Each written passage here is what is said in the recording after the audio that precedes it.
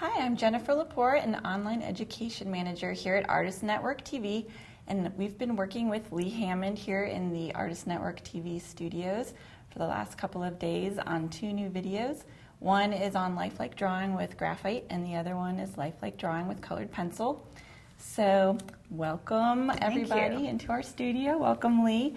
And we just wanted to give you guys a taste of what makes Lee tick, who she is, a little background about how she got her start in art. So I think we'll just sort of start with that. I know you've been practicing art for quite a while now as a career, and a little longer than I want to admit, I'm afraid, but yeah. Well, how did you actually get interested in art? Have you just always been doing it? Oh, I don't think I had a choice. I was born into a family of artists. I'm the baby of 4 kids, and I had 2 sisters that were brilliant artists, and my oldest sister is 11 years older than me, so she was very advanced by the time I was even in grade school.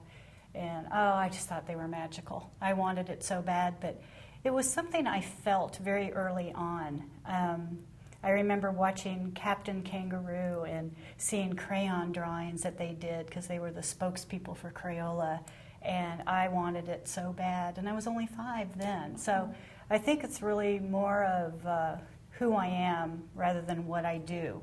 It's just something that was in my heart, and I just went with it, and I don't think I had a choice in it.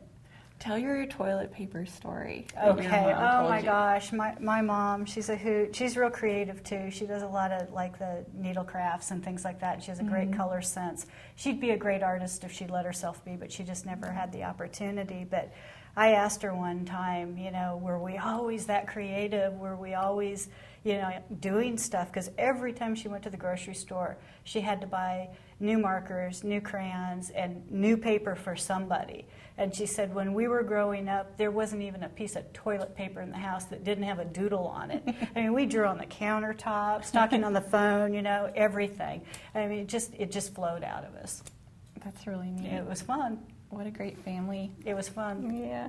Well, also, I know you're just watching you these last couple of days, I've almost forgotten my directing abilities and gotten totally in tune with your instruction, and it's made me want to go home and grab my colored pencils that have been getting dusty on my desk. So inspiring. Yeah, that's what I want. Very inspiring. And how did you actually start instructing?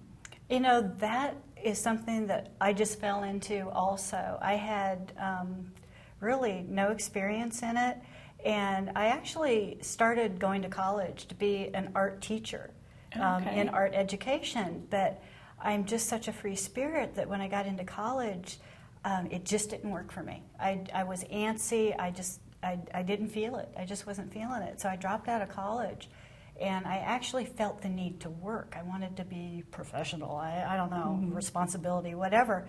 So I worked at a clothing store and retail and things like that, and always dabbled in the arts still.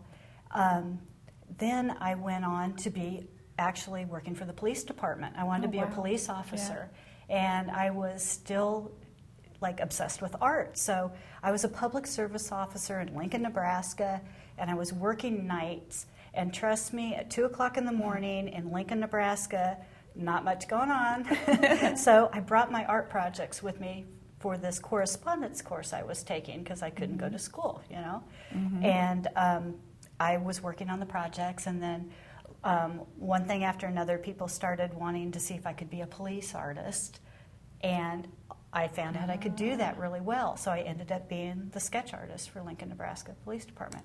And then I got laid off. Just when I found my niche, I got laid off. So I had to have a job. So I took a job at an art supply store.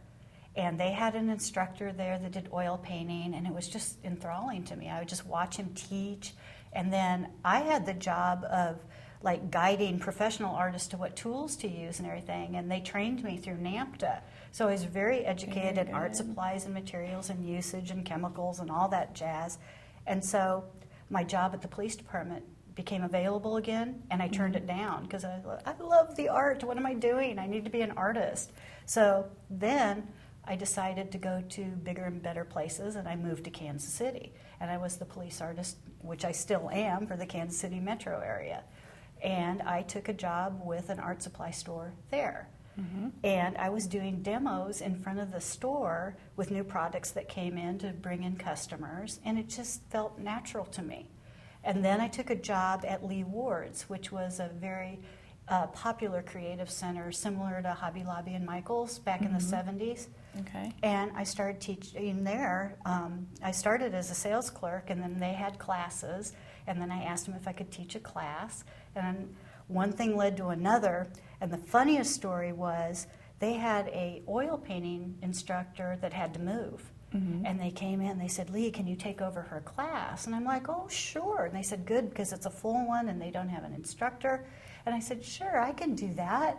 And then I left, and I'm like, how am I going to do that? I don't oil paint. I don't know how.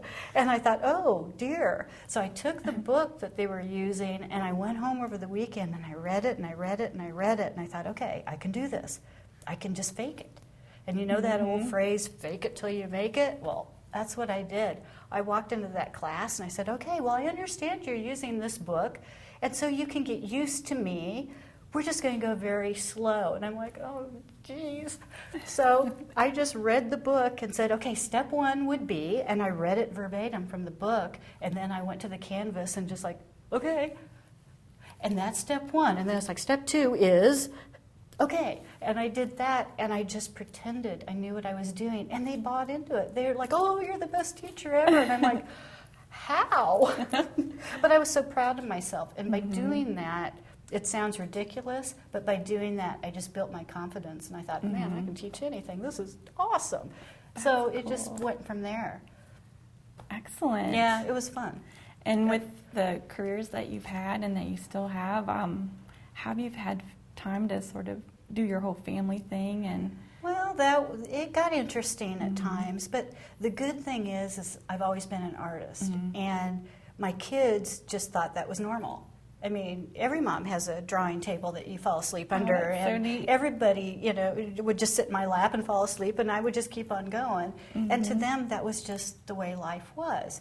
And because of the teaching, once I started having more kids, I quit teaching outside the home, and I actually built a studio in the basement of my home, and I taught classes there.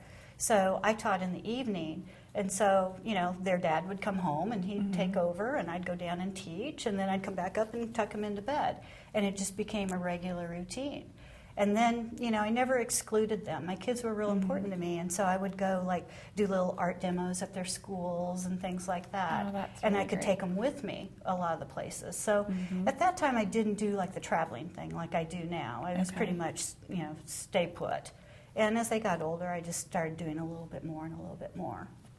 that's so neat. That's like they had their own private art teacher too. Yeah, and probably. now my grandkids are in on the act now too. A Oh, lot of years have neat. passed. So now I've got this another generation coming up, and I think it skipped a generation because I think my kids are burned out. It's yawn, oh yeah, that looks great, Mom. Yeah. So, but my grandkids are so into it. Oh, So that's really yeah, neat. and it's really cool because I've got an actual picture of them in my studio in one of my classes. And they're lined up from big to small. Cute. And I took a shot, and they're just stair step down, but they're all totally into it at their own little drafting table. And the youngest one my at that time gosh. was 3. So there she is with her little legs hanging, but she's just into it like the big kids. So And then all cute. my other students are just doing their normal thing. So it's always been kind of a family thing. That's really neat. But I think they're getting tired of seeing their image on the front of my books and in my books, and I don't know. well, it's embarrassing to them. I understand that, but that's why I had them. I needed subject matter, so they had nothing to say about it. That's one way to get it. Yeah, that's oh true. My gosh. That's true. Well, thank you so much for Oh, being you're here. more than welcome. It's just been great. Your energy has touched all of us. Oh, it's and so much fun, hopefully and everybody. I can't wait to come back and do more. And I don't see an end to the book, so you guys are kind of stuck with me. So Woohoo. stay tuned. Look forward to it. Thank you. You're welcome.